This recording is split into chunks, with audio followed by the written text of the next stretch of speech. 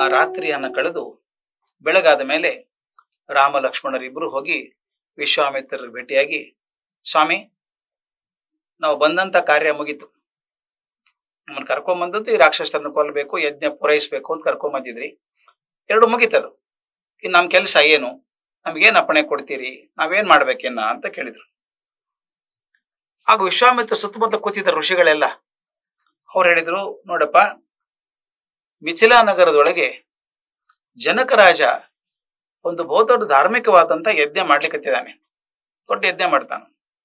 ನಾವು ಅಲ್ಲಿ ಹೋಗ್ತಾ ಇದ್ದೀವಿ. ವಿಶ್ವಾಮಿತ್ರರು ಬರ್ತಿದ್ದಾರೆ. ನೀವು ಬಂದ್ಬಿಡಿ. ಯಾಕೆ ಅಂದ್ರೆ ನೀವು ರಾಜಕುಮಾರರು, ಕ್ಷತ್ರಿಯರು. ಆ ಜನಕ ರಾಜನ ಕಡೆಗೆ ಒಂದು ಬಿಲ್ ಇದೆ, ಶಿವಧನಸ್ಸು ಅಂತ ಕರೀತಾರೆ. ಶಿವನ ಧನುಸ್ಸು, ಶಿವ ಬಳಸಿದಂತ ಧನುಸ್ಸು ಅದಿದೆ. ತುಂಬಾ ದೊಡ್ಡದು. ಎಷ್ಟು ಶಕ್ತಿಶಾಲಿ ಆಗಿದೆ ಅಂದ್ರೆ ಅದು ಎತ್ತೋದಕ್ಕೆ ಯಾರ ಕಡೆಯಿಂದಾನು ಆಗಿಲ್ಲ. ದೇವತೆಗಳಿಂದ ಆಗಲಿಲ್ಲ, ರಾಕ್ಷಸರಿಂದ ಆಗಲಿಲ್ಲ, ಗಂಧರ್ವರ ಕಡೆಯಿಂದ ಆಗಿಲ್ಲ. ಯಾರು ಇದುವರೆಗೂ ಅದನ್ನು ಎತ್ತಿ ಹೆದೆ ಕಟ್ಟೋದಕ್ಕಾಗಿಲ್ಲ. ಅಷ್ಟು ದೊಡ್ಡದದು.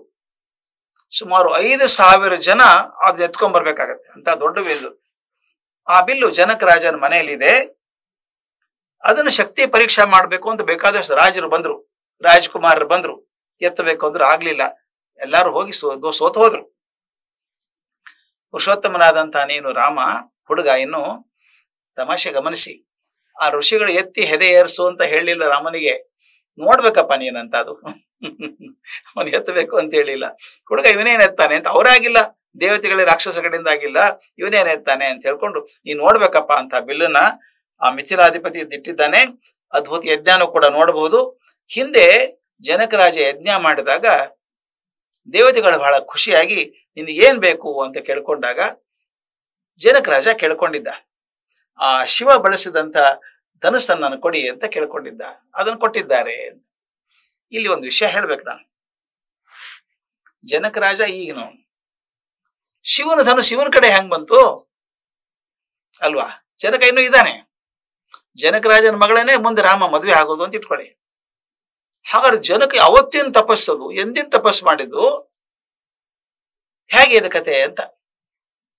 ಜನಕ ಅನ್ನೋದು ಅವನ ಹೆಸರಲ್ಲ. ಜನಕ ಅನ್ನೋದು ಆ ಮನೆತನದ ಹೆಸರು. ಈಗ ಯಾರೋ ಪಾಟೀಲ್ ಅಂತಿರ್ತಾರೆ, ಕುಲಕರ್ಣಿ ಅಂತಿರ್ತಾರೆ.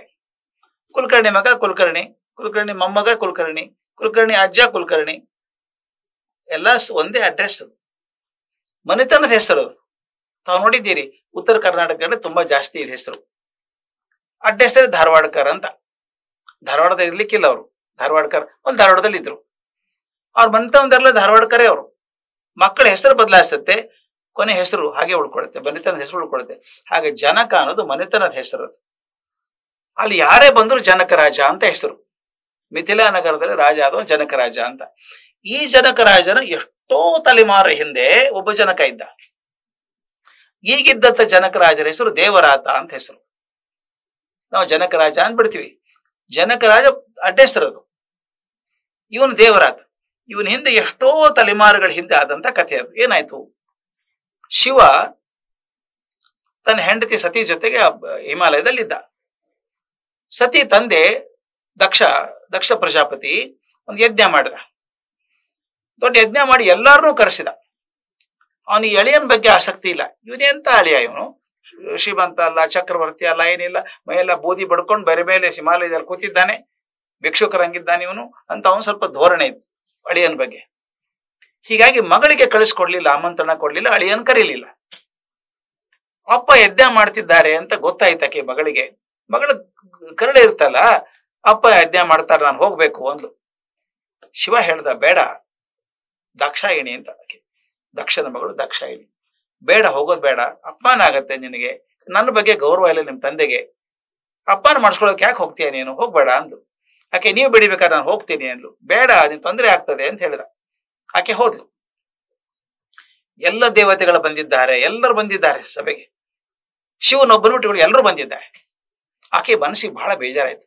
ಯಾರ್ಯಾರನ್ನೋ ಕರೆದಿದ್ಯಪ್ಪ, ನನ್ನ ಗಂಡನ್ ಕರಿಬಾರ್ದ, ಅಳಿಯನ್ ಕರಿಬಾರ್ದ ಅಂದಾಗ ಅವನು ಹೊರಟಾಗಿ ಶಿವನ ಟೀಕೆ ಮಾಡಿ ಮಾತಾಡ್ಬಿಟ್ಟ. ಬಹಳ ಹೊರಟಾಗಿ ಮಾತಾಡ್ಬಿಟ್ಟ. ಶಿವನೆಲ್ಲ ಕೆಟ್ಟದಾಗಿ ಮಾತಾಡ್ದ.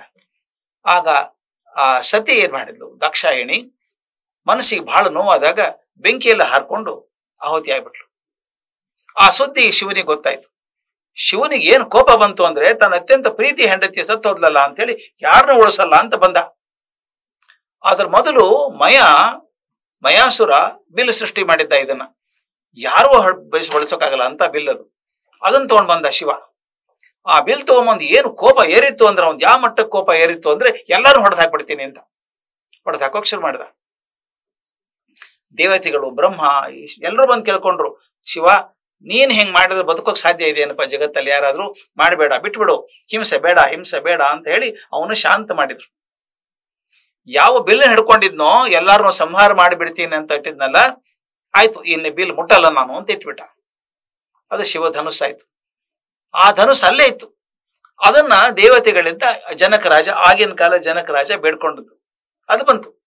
ವಂಶ ಪಾರಂಪರ್ಯವಾಗಿ ಆ ಜನಕನ ಮನೆಯಲ್ಲಿ ಉಳ್ಕೊಂಡ್ತು, ಮಿಥಿಲಾನಗರದ ಉಳ್ಕೊಂಡ್ತು. ಈ ಜನಕರಾಜ ದೇವರಾತ ಅನ್ನೋನು ಸೀತೆ ತಂದೆ. ಅವನೇನ್ ಮಾಡ್ದ, ದಿನ ಅದಕ್ಕೆ ಪೂಜೆ ಮಾಡ್ತಿದ್ದ, ಗೌರವ ಸಲ್ಲಿಸ್ತಾ ಇದ್ದ. ಯಾರಾದ್ರೂ ಬಂದ್ರೆ ಆಗತ್ತಾ ನೋಡ್ರಪ್ಪ ಎತ್ತೋದಕ್ಕೆ ಅಂತ ಹೇಳ್ತಿದ್ದೆ, ಯಾರು ಮುಟ್ಟೋಕ್ ಆಗ್ಲಿಲ್ಲ. ಆ ತರ ಇತ್ತದ. ನೋಡಿದ್ರೆ ಜಗ ಬೆಂಕಿ ನೋಡಿದಂಗ ಆಗುವಂತ ಅಸ್ತ್ರ ಅದು. ಶಿವಧನುಸ್ಸು ಬಹಳ ಪ್ರಸಿದ್ಧವಾದಂತಹದ್ದು. ಆ ಪೂಜೆ ಮಾಡ್ತಾರೆ. ಅದಕ್ಕೋಸ್ಕರ ನೋಡ್ಬೇಕು ಅದನ್ನ. ನೀ ನೋಡ್ಬೇಕಪ್ಪ ರಾಜ್ಕುಮಾರ ರಾಮ ಅಂತ ಋಷಿಗಳು ಹೇಳಿದ್ರು. ಕುತೂಹಲ ಹುಡ್ತಾವ ಅವನಿಗೂ. ಈ ರಾಜ್ಕುಮಾರಿಗೆ ಆಯುಧಗಳನ್ನು ಬಳಸೋ ಶಕ್ತಿ ಇದ್ದಾಗ ಒಂದ್ ದೊಡ್ಡದಾದ ಆಯುಧ ನೋಡ್ಬೇಕದ್ ಹೆಂಗಿದೆ ಅಂತ ಅನ್ಸುತ್ತೆ. ನಮಗನ್ಸಲ್ಲ, ಮಿಲಿಟರಿ ಇದ್ದವ್ರಿಗೆ ಅನ್ಸುತ್ತೆ, ಹೊಸ ಬಂದಿದೆ ನೋಡ್ರಿ ಗನ್ನು, ಭಾರಿ ಪವರ್ಫುಲ್, ನೋಡ್ಬೇಕು ಅದು ಅನ್ಸುತ್ತೆ. ಹಾಗೆ ನೋಡ್ಬೇಕು ಅನ್ಕೊಂಡ, ನಾನು ಬರ್ತೇನೆ ನಿಮ್ ಜೊತೆಗೆ ಅಂತ. ಆಗ ಅಲ್ಲಿಂದ ಹೊರಟ್ರು ವಿಶ್ವಾಮಿತ್ರರು ಮತ್ತು ರಾಜ್ಕುಮಾರ್ ಇಬ್ರು ಹೊರಡುವಾಗ ಎಷ್ಟು ಚಂದದ ಮಾತು, ಬಹಳ ಅರ್ಥವಾಗಿದ್ದ ಮಾತು. ವಿಶ್ವಾಮಿತ್ರರು ಮೇಲೆ ಹತ್ತುವಾಗ ತೆಳ ಕಾಣಿಸ್ತಾ ಇಲ್ಲ ವನರಾಶಿ, ಸಿದ್ಧಾಶ್ರಮ.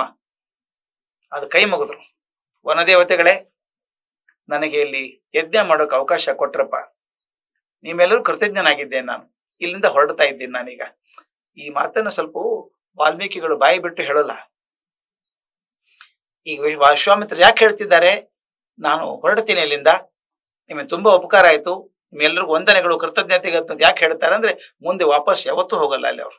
ಲಾಸ್ಟ್ ಬಂದದ್ದಲ್ಲೇ ಹೋಗ್ತಾ ಇದ್ದೀನಿ. ಎಲ್ಲಿ ಹೋಗ್ತೀನಿ ನಾನೀಗ, ಸಿದ್ಧಾಶ್ರಮದಿಂದ ನಾನು ಹಿಮಾಲಯಕ್ಕೆ ಹೋಗ್ತೇನೆ. ಆ ಗಂಗಾ ನದಿ ತೀರದಲ್ಲಿ ಹಿಮಾಲಯದಲ್ಲಿ ಹರಿತಾ ಇದೆಯಲ್ಲ, ಆ ತೀರಕ್ಕೆ ಹೋಗ್ಬೇಕು ನಾನು, ಅಲ್ಲಿ ಹೊರಡ್ತೇನೆ ಅಂತ ಹೇಳ್ಬಿಟ್ರು. ಅಂದ್ರೆ ಮುಂದೆ ವಾಪಸ್ ಆ ಜಾಗಕ್ಕೆ ಬರೋದಿಲ್ಲ ಅವ್ರು. ಅವ್ರ ಹಿಂದೆ 100 ಗಾಡಿಗಳಲ್ಲಿ, ಹಾಗೆಲ್ಲ ಎತ್ತಿನ ಬಂಡಿಗಳು, 100 ಗಾಡಿಗಳಲ್ಲಿ ಪೂಜೆಗೆ ಬೇಕಾದಂತ ಸಾಮಾನು, ಹೋಮಕ್ಕೆ ಬೇಕಾದಂತ ಸಾಮಾನು ತುಂಬ್ಕೊಂಡು ಹೊರಟ್ರಂತೆ. ಎಲ್ಲ ಋಷಿಗಳ ಗುಂಪು ಹೊರಡ್ತು ಅವ್ರ ಜೊತೆಗೆ. ಎಷ್ಟು ಪ್ರೀತಿ ಇತ್ತು ಅಲ್ಲಿ, ಜನ ಹೇಗಿದ್ರು ಅಂದ್ರೆ, ವಾಲ್ಮೀಕಿಗಳು ಬರೀತಾರೆ, ಇವ್ರು ಹೊರಟ್ರಲ್ಲ, ಇವ್ರ ಹಿಂದೆ ಆ ಸಿದ್ಧಾಶ್ವದಂತ ಎಲ್ಲ ಪಕ್ಷಿಗಳು ಮೃಗಗಳು ಕೂಡ ಹಿಂದೆ ಹೊರಟು ಬಿಟ್ಟು ಅಂತ, ಇವನ್ ಜೊತೆಗೆ ಬರ್ತೀವಿ ಅಂತ. ಒಂದಷ್ಟು ದೂರ ಹೋದ ವಿಶ್ವಾಮಿತ್ರ ಹೇಳಿದ್ರಂತೆ, ಬೇಡಪ್ಪ ನೀವು ಇಲ್ಲೇ ಇರಿ, ಸಿದ್ಧಾಶ್ರಮ ಹಾಳು ಬೀಳಬಾರದು, ಪಕ್ಷಿಗಳು ಮೃಗಗಳಿದ್ದಾವೆ ಅಂತ, ಅದಕ್ಕೊಂದು ಆಶ್ರಮಕ್ಕೆ ಒಂದು ಕಳೆ ಇದೆ, ಅದು ನೀವು ಇರಬೇಕು ಅಂತ ಅವ್ರನ್ನ ತಡೆದು ನಿಲ್ಲಿಸಿ ಋಷಿಗಳ ಜೊತೆಗೆ ಮುಂದೆ ಹೊರಟರು. ಮುಂದೆ ಒಂದು ನದಿ ಬರ್ತದೆ, ಶೋಣಾ ನದಿ ಅಂತ. ಶೋಣಾ ನದಿ ತೀರವನ್ನ ಸೇರ್ತಾರೆ. ಸಾಯಂಕಾಲ ಆಗ್ತದೆ. ಅಲ್ಲೆಲ್ಲ ಸಂಧ್ಯಾ ವಂದನೆ ಮಾಡಿ ಕೂತ್ಕೊಂಡು ವಿಶ್ವಾಮಿತ್ರ ಮುಂದೆ ಕೂತ್ಕೋತಾರೆ. ವಿಶ್ವಾಮಿತ್ರನ ಕೇಳ್ತಾರೆ, ಭಗವನ್, ಈ ಮುಂದೆ ಹೋಗುವಂತ ಜಾಗ ಯಾವುದು, ಯಾವ ದೇಶ ಇದು, ಇದ್ರ ವೃತ್ತಾಂತವನ್ನು ನಾನು ಹೇಳಬೇಕು ಅಂತ ಕೇಳಿದಾಗ ರಾಮಕ್ಕೆ ಉತ್ತರ ಕೊಡ್ಬೇಕಲ್ಲ. ಇದು ಒಳ್ಳೆ ಮೇಷ್ಟ್ರ ಲಕ್ಷಣ. ಹುಡುಗರ ಪ್ರಶ್ನೆ ಕೇಳಿದ್ಮೇಲೆ ಹೇಳ್ಬೇಕು. ಪ್ರಶ್ನೆ ಮೊದಲೇ ಎಲ್ಲ ಹೇಳ್ಬಿಟ್ರೆ ಹುಡುಗರ ಪ್ರಶ್ನೆನೇ ಕೇಳಲ್ಲ. ಕೇಳು ಹಂಗ್ ಮಾಡ್ಬೇಕು. ವಿಶ್ವಾಮಿತ್ರ ಹಾಗೆ ಮಾಡ್ತಾರೆ. ನಾವು ಡಿಡಕ್ಟಿವ್ ಅಂಡ್ ಇಂಡಕ್ಟಿವ್ ಅಂತ ಕರಿತೀವಿ ಮೇಷ್ಟ್ರ ಕೆಲಸದಲ್ಲಿ. ಇದನ್ನ ಎಲ್ಲ ಬಡ ಬಡ ಬಡ ಬಾಯಿ ಬಿಟ್ಟು ಹೇಳ್ಬಿಟ್ರೆ ಹುಡುಗರ ಪ್ರಶ್ನೆನೇ ಇರಲ್ಲ. ನಾವು ಸೂಚನೆ ಕೊಟ್ಟಂಗೆ ಮಾಡ್ಬೇಕು, ಹುಡುಗರ ಪ್ರಶ್ನೆ ಕೇಳ್ಬೇಕು, ಉತ್ತರ ಕೊಡ್ಬೇಕು, ಅರ್ಥ ಆಗತ್ತೆ. ಹಾಗೆ ವಿಶ್ವಾಮಿತ್ರರು ಹೇಳ್ತಾರೆ, ಮುಂದೆ ನೋಡಪ್ಪ ಬಹಳ ಚೆನ್ನಾಗಿದೆ ಅಂದ್ರೆ, ಏನ್ ಹಂಗಾದ್ರೆ ಮುಂದೆ ಏನಿದೆ, ಮುಂದಿನ ವೃತ್ತ ಅಂತ ತಿಳಿಸಿ ಅಂತ ಹೇಳುವಲ್ಲಿಗೆ ಬಾಲಕಾಂಡದ 31ನೇ ಸರ್ಗ ಮುಗಿತದೆ.